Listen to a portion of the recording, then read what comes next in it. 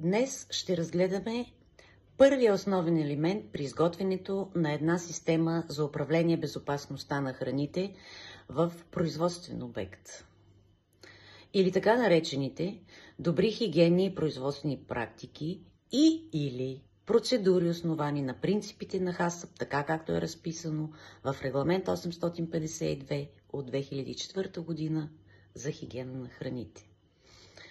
Това са един букет от програми, които се свеждат до следните основни. Първо, сграден фонд и оборудване.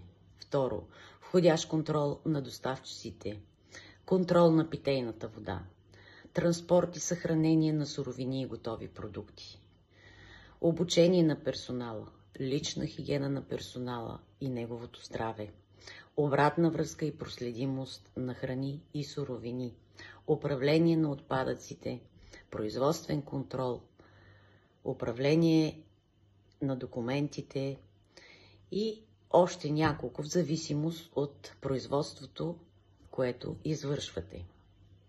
Трябва да се има предвид обаче, че в месодобивните предприятия, кланиците, месопреработвателните предприятия, млекопреработвателните предприятия, тези добри хигиенни и производствени практики са много по-разширени, отколкото в останалите обекти за производство на храни, тъй като изискванията на законодателството е доста голямо.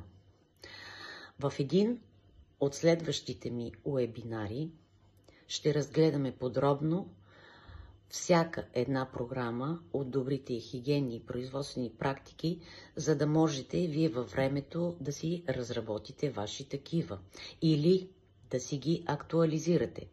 Трябва да имате предвид, че нормативната база се мени непрекъснато и вашите добри производствени практики или процедури, основани на принципите на ХАСАП, трябва да се актуализират при изменение на законодателството. Желая ви хубава вечер!